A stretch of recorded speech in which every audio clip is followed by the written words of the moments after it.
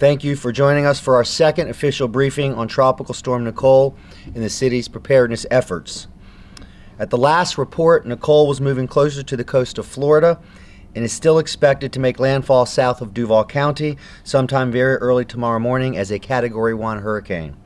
At this time, Duval County remains under a tropical storm warning. While overnight, Nicole's track shifted to the west and Jacksonville is now out of the cone, this does not mean we will not feel significant impacts from the storm. In fact, just moments ago, the National Weather Service asked that we make this very clear. Do not pay attention to the cone and where Nicole is headed. Instead, pay attention to the radar, forecasts, watches, and warnings for our area. The biggest threat to Duval County remains to be intense storm surge and flooding along the coast and along the St. Johns River. This, combined with bands of rain and strong winds throughout the storm, makes flooding in low-lying areas the biggest concern for our neighborhoods. We could see waves at the beach as high as 10 to 15 feet. Inland, we may see storm surge 3 to 5 feet above ground level. These conditions are expected even without a direct hit from Nicole, even with the latest shifts in the track. And with that shift, tornadoes are a much bigger risk for our area. The increased potential for tornadoes begins during the pre-dawn hours tomorrow, while many of you may be asleep. Please be prepared as possible and make sure you and your family have an emergency plan. Back to the beaches for a minute. Let me say this. I watched the local news this morning where reporters on the beach covering the storm saw people swimming in these extremely rough waters. Stay out of the water. I can't be clear enough. It's extremely dangerous and you're risking your life and the lives of those that would have to come and rescue you. All three of our beaches' mayors join me in this important messaging. Because of the anticipated weather conditions, I have signed a declaration of a state of emergency in Duval County effective midnight tonight until this system and its effects have cleared Duval County. Earlier today, Duval County Public Schools announced all schools will be closed tomorrow because of the storm. In order to accommodate city employees with students in the Duval County Public School System, we are announcing that city offices will also be closed tomorrow, November 10th. Offices are already closed Friday, November 11th, in honor of Veterans Day. At this time, I'm also announcing the suspension of all garbage, recycling, bulk pickup, and yard debris collections for this Thursday. Friday will be collected as scheduled, and a makeup day for Thursday will be this Saturday. So again, if your usual pickup day for any of these services is Thursday, that will not take place this Saturday. Earlier this morning, the Chief Judge announced that Duval Courts will be closed tomorrow and Friday. Also, the Jacksonville Fair announced yesterday it will be closed today and tomorrow, with plans to reopen on Friday at 3 p.m. Tomorrow morning at 8 a.m., we will open two shelters, the Legend Center and Landmark Middle School. Both shelters are open for those with special needs, the general population, and both are pet-friendly. We do not expect evacuations, but we want to make sure shelters are available for those who are in need. Finally, if you have not already, now is the time to make sure you have your supply kit together, that you know your flood and evacuation zones. Also, with the heightened threat of tornadoes, now is the time to review your safety plan with your family. If you have yard debris, make sure it's cleared and not blocking storm drains. And now is the time to walk around your property and secure loose items. Yesterday, Public Works activated their inclement weather plan, and crews are out working today to make additional preparations. Our Director of Public Works, Steve Long, is here to address any questions you may have. Let me add something before I hand over the podium. The decisions made today are out of an abundance of caution. It's impossible to predict the exact impacts of Nicole will have on Jacksonville and our beaches communities, but we're making the best decisions with the information we have. What we do know is the weather event should be out of here by Friday morning, and Friday afternoon should shape up to be a nice day, leading into a beautiful weekend. In conclusion, remember, if you have any questions that are non-emergency related, call 630-CITY. Beginning at midnight tonight, lines will be open 24 hours, and extra operators will be available to handle any call volume. With that, I invite Chief Ellis Burns to talk about Jacksonville Sheriff's Office preparations. Thank you, Mayor Curry. So we're fully staffed, ready to go, continuing to watch the forecast as it's coming in, working with the National Weather Service. Everybody always thinks about the bridges, which is a good question. We'll monitor them closely. We're not so much concerned with the number, the mile an hour sustained wind. until it gets to be about a minute or so, but we do take gusts in consideration as well. So we're working with FDOT on that to measure the wind speed at the bridges, and we'll closely monitor that and address them as needed. But other than that, is there any questions related to JSO? All right, thank you. Any questions?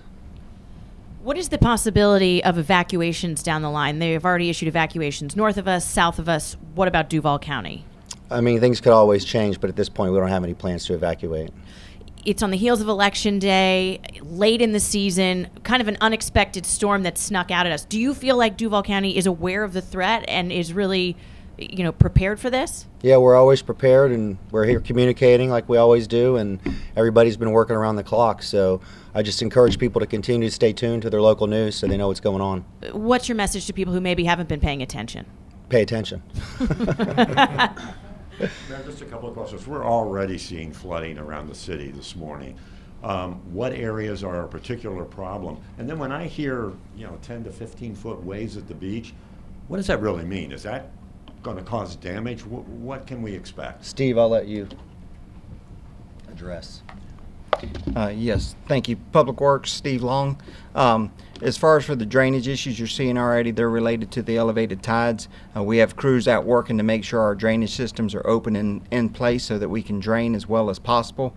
With the elevated tides, we know that impacts the drainage systems. However, as the tide cycles go, the drainage will get better and better as we approach, into the weekend. We expect elevated tides on Thursday and going into Friday, but we're working hard to make sure those drainage systems are open so recovery happens as quick as possible.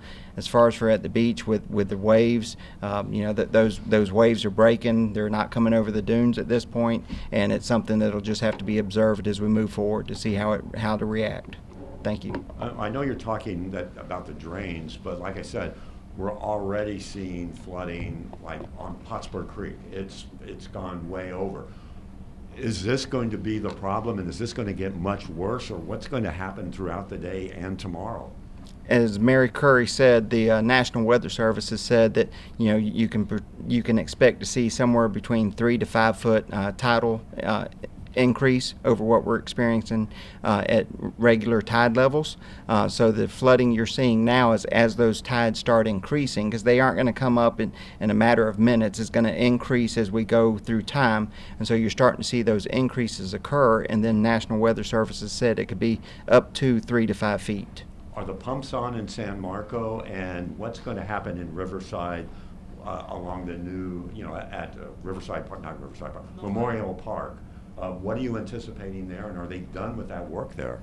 Right now, our pump stations are all on. They're all working as need be. When water enters into the pipe system and reaches the pumps, they're on to evacuate that water. As far as for Memorial Park, if the tide gets up and it comes over the bulkhead into the park, you'll see flooding occur. And then as the tide goes down, as we go into the weekend, you'll see the water recede and evacuate. And just one final question. Have there been any reports of any damage yet from this morning? Any homes flooded yet? Have you heard anything? I have not received any reports of home flooding at this point. No, sir. When it comes to the San Marco element, this is for Public Works as well. I know you have the lift stations, but you have the supplemental pumps from Ian. Are you going to be doing that again this go round? Yes, ma'am. Those were set up already. It's in place so that we can do as much as we can to protect a very low-lying area that we know about in San Marco. So that's up and running. Yes, ma'am. Are you guys anticipating this to be as bad as Ian or worse in town? Based on the National Weather Service prediction of 3 to 5 feet, they say that could be a little bit higher than we saw in Ian, and so it's as we monitor and go forward, it'll just depend on how the storm how the storm approaches, the wind fields, that sort of thing, as it pushes that tide into the river. For JEA, the winds yesterday, I know were not really storm related, but we had a lot of winds. What's standing now? Are there power outages? What's happening, and what are you expecting? When I came over just a few minutes ago, we had one outage that was very small, and as the winds pick up, then we would expect to see the possibility of more outages. But we are prepared and have crews standing by, ready to respond. Any more questions? Just one more thing to add. As the low-lying areas that we typically experience with flooding become flooded, Public Works does a great job of blockading these off, barricade them. I'm asking, please don't drive around it, don't drive through it. Do as the mayor said, stay off the roads of the wind. Do not drive in any areas that have standing water in them. And sometimes we see people move the barricades in the street that's closed off. People drive right through it. So we're asking, please don't do that. Just creates Are they unnecessary. blocked off now? Not currently that I'm aware of at this point, but we're working with Public Works to make sure that we have those intersections shut down as needed. And for Mayor Curry, this is just one more question about the possibility of evacuations. With Ian, you told folks in Zone A, get ready. Right. Do they need to be ready if this is potentially Yeah, worse? I mean, I think if people are in these low-lying areas that are typically prone to flooding, they ought to be alert. They ought to have an exit strategy. When we go through evacuation decisions, typically when you're looking at what could be a direct hit, you have a window of time where you have to make sure people, a direct hit, they're notified so they can get home from school, home from work, etc. We're not looking at a direct hit. Based on estimates from the National Weather Service, we know what event we could be facing. If you're in those areas that are prone to flooding, you ought to be alert and prepared. Thank you.